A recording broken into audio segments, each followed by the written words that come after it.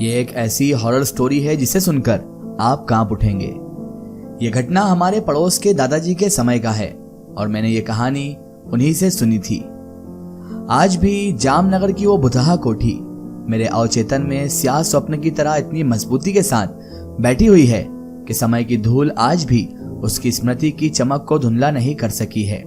और उसकी याद के साथ एक सच्ची और दिल दहला देने वाली कहानी दबे पांव आहिस्ता आहिस्ता एक रील की तरह खुलती चली जाती है और मैं पूरी हद प्रभाता के साथ उस कहानी की घटनाओं और दुर्घटनाओं से जुड़ता चला जाता हूँ। बचपन की तुतलाती हुई यादों की खिड़की से कहानी झांक गई जब मेरे 8 वर्षीय भतीजी ने अन्यास ही पूछ लिया, अंकल क्या भूत सच में होते हैं? ठीक यही प्रश्न मैंने अपने बचपन में अपनी माँ से पूछा था। हुआ कुछ यूं था कि जंगलों को काट कर वहां कॉलोनी बनाई गई थी जिसमें हमारा परिवार रहने वाला था। प्रायः सभी क्वार्टर खाली पड़े हुए थे। कुछ ही लोग आकर रहने की हिम्मत जुटा पाए थे। कारण था, एक तो शहर से दूर बियाबान में यह कॉलोनी बनाई गई थी, इसलिए जहां शहर से दूरी एक कारण था, लोगों के यहां बसने में हिचकिचाहट का, वहीं चोरी चकारी का भी डर था जो लोगों को सहमाता था। गर्म लू के थपेड़े जंगल से आकर जब कॉलोनी रूपी सीमेंट के जंगल से टकराते तो हवा के साए साए आवाज गूंज मारने लगती। गर्मी भी इतनी पड़ती कि चील भी अंडे छोड़ने लगती। दूर सड़क पे देखने में ऐसा लगता मानो कोई तालाब हो जिसमें से भाप उड़ रही हो। मगर इस गर्मी में भी हम कहां चैन से बैठने वाले थे। अपने दोस्त रवि के साथ जंगल की ओर जाते बेर तोड़ने के लिए। एक दिन जब हम दोनों बेर तोड़ रहे थे तभी घुमावदार चक्कर खाती हवा का एक झोंका हमने अपनी ओर आते देखा। चक्रवात अजीब सा लगा। मेरे दोस्त ने कहा, यह भूत है, इसमें मत फंसना। और यह कहकर उसने अपनी जेब से नमक की एक पुड़िया निकाली और उस हवा में फेंक दी। इत्तेफाक से वो अंधड़ जो हवा का घुमावदार चक्कर था वो वहीं पर रुक गया। तो मेरे दोस्त ने मुस्कान से यानी मुस्कुराते हुए कहा, देखा अगर ये नमक की पुड़िया ना होती तो हम दोनों फंस गए होते इस भूत के चक्कर में। मैं भूत प्रेतों पर बिल्कुल नहीं यकीन करता था, भूत प्रेतों को बिल्कुल नहीं मानता था। मुझे डराने की कोशिश भी मत करो, मैंने भड़कते हुए अपने दोस्त से कहा और उसके बाद चुपचाप घर की ओर दोनों चल पड़े। और जब मैंने अपनी शंका के समाधान के लिए अनायास ही अपनी माँ से पूछा था कि क्या सचमुच में भूत प्रेत होते हैं माँ, या यह सिर्फ मन का वहम है, तो मेरी माँ ने कहा था, इसका जवाब बेटा मैं आज नहीं कल दूंगी। और यह कहकर उन्होंने मेरी जिज्ञासा को रहस्य की रस्सी बांध दी थी। पूरी रात मैं बेचैनी के कारण सो नहीं पाया। पूरी रात मुझे बेचैनी रही और उसके कारण मुझे नींद नहीं आई और मैं करवटें बदलते हुए सुबह का इंतजार करता रहा। सोचता रहा कि कब सुबह हो और कब मैं माँ से इस प्रश्न का उत्तर पा सकूं कि भूत होता है या नहीं। उधेड़ बुन में कब सुबह हो गई मुझे पता भी नहीं चला।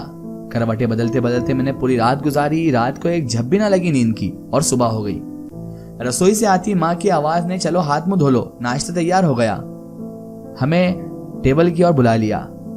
टेबल पर आकर हमने नाश्ता किया। उसके बाद नाश्ते के बाद जब मैं बाहर बैठक में आया तो दरवाजे पे हमारा नौकर रामदास को तांगा लाते हुए देखा। तांगा लाते हुए रामदास कहने लगा, चलो हमें कहीं चलना है, तांगे में चलकर बैठ जाइए। तो मैंने पूछा, हम कहाँ जा रहे हैं? तो उसने बोला कि जज साहब की कोठी। तभी मेरे माँ और पिताजी भी मेरे पीछे पीछे आ गए। मैंने अपनी माँ से पूछा कि हम जज साहब की कोठी क्यों जा रहे हैं? तो उन्होंने गंभीरता से कहा, भूत से मिलने। तांगा एक विशालकाय कोठी के सामने आकर रुक गया। एक बहुत बड़े अहाते के बीचों बीच वीरान कोठी खड़ी थी। देखने से ही लगता था कि सालों से इसकी रंगाई पुताई कुछ भी नहीं हुई और वर्षों से यहीं पड़ी है, इसमें कोई रहने भी नहीं आया। अहाते में बबूल के पेड़ बड़े हो गए थे। मैंने माँ से पूछा, माँ ये कोठी है और ये कोठी किसकी है? माँ ने कहा, जज साहब की। माँ ने कहा, हाँ बेटा जज साहब की कोठी है, क्योंकि उनसे पहले और उनके बाद आज तक कोई भी इस कोठी में रह नहीं सका और सच बात तो यह है कि वह भी कोठी में रह नहीं पाए। मैंने अपनी माँ से पूछा, माँ ये जज साहब कौन थे? माँ ने कहा, जज साहब अपने रिश्तेदारों में से एक थे बेटा। बहुत ही मिलनसार, सामाजिक व्यवहार कुशल एवं बहुत ही विलक्षण विद्वान व्यक्ति थे। उन्होंने विलायत से कानून की पढ़ाई की थी। जब इस शहर में जज होकर आए तो उनकी प्रतिष्ठा के अनुरूप कोई कोठी खाली नहीं थी। उन्हें सर्किट हाउस में कुछ दिन ठहरना पड़ा। एक दिन क्लब में किसी दोस्त ने मजाक में कह दिया, कब तक सर्किट हाउस में रहने का इरादा है? उन्होंने कहा, जब तक ढंग की कोठी नहीं मिल जाती। उनके दोस्तों ने उनसे कहा, कोठी नंबर 13 खाली ही रहती है और बहुत सुंदर एवं बड़ी भी है। तो जज साहब ने पूछा, तो कोठी खाली क्यों है? दोस्त ने कहा, भूत रहते हैं। तभी जज साहब कहते हैं, मैं भूत प्रेतों में कतई यकीन नहीं करता, ये सब बकवास है। मैं अब उसी कोठी में रहूंगा अपने पूरे परिवार के साथ, देखता हूं कैसा होता है आखिर ये भूत। जज साहब की नादानी कह लीजिए या बहुत बड़ी भूल कि उन्होंने सब चीजों को बहुत हल्के में, बहुत लाइटली ले लिया था। वो सोच रहे थे कि कोठी के बारे में अफवाहें उड़ी हुई है, इसलिए कोठी खाली है। भूत प्रेत नाम की कोई चीज नहीं होती। ये इंसानों ने अपनी मनगढ़ंत कहानियां बना बनाकर दूसरों को डराना सीख लिया है।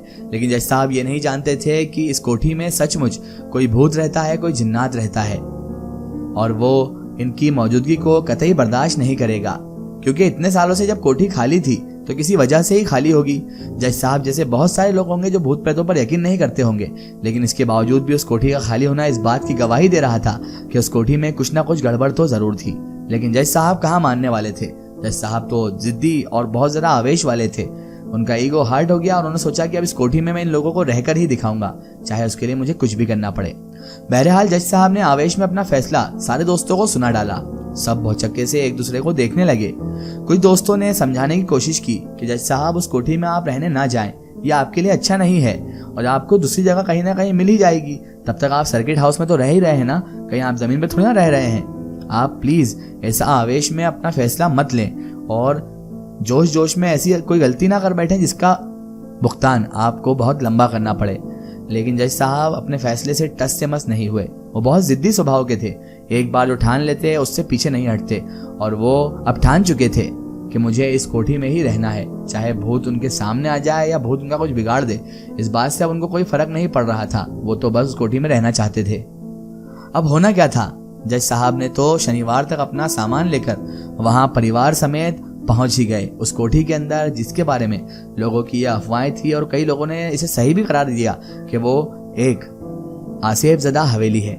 आसिफ ज़दा यानी किसी चीज का साया है उस हवेली पर, जो किसी को वहां पर रुकने नहीं देता। इतना कहकर माँ थोड़ी देर के लिए चुप हो गई। मुझे लगा जिज्ञासा के घोड़े पर सवार कोतूहल अचानक घोड़े के रुक जाने से जैसे चौंक पड़ा हो। फिर क्या हुआ माँ, मैंने उग्रता से पूछा। फिर बाबूजी ने कहा, नहीं चलोगे क्या, कोठी भी तो देख लो। सारी कहानी बाहर दरवाजे पर खड़े खड़े ही सुननी है क्या। हम लोग लॉन पार करते हुए कोठी के बरामदे तक आ गए। एक कोने में सोती हुई काली बिल्ली हम लोगों के पैरों की आवाज सुनकर उछलकर बबूल की झाड़ियों में जाकर खो गई। भीतर कमरे में उल्टी लड़की चमगादड़ भी पंखा फड़फड़ाकर हम लोगों के आगमन के प्रति अपनी गुस्सा जाहिर कर रही थी। पंखों की फड़फड़ाहट से कुछ मकड़ी के जाल टूटकर हवा में लटक पड़े और कुछ जालों के रेशे तो हवा में लहराकर मेरी कमीज के कॉलर पर भी चिपक गए। यही है वो कोठी जो कभी साफ सफेदी चमक से हर आने जाने वाले को नजर को आकर्षित कर लिया करती थी। मखमली घास का कालीन बिछा हुआ था। लॉन में जहां एक रंगीन छतरी भी लगवा दी थी, जिसकी छांव में 4 कुर्सियां और टेबल लगी हुई थी। आने जाने वाले लोगों के साथ वहां चाय पिया करते थे जज साहब। माँ ने कहा। यूं ही मैंने बात को आगे बढ़ाने के लिए पूछा था, सब यानी? बाबूजी ने कहा, जज साहब, उनकी पत्नी और 3 बेटियां और मैं।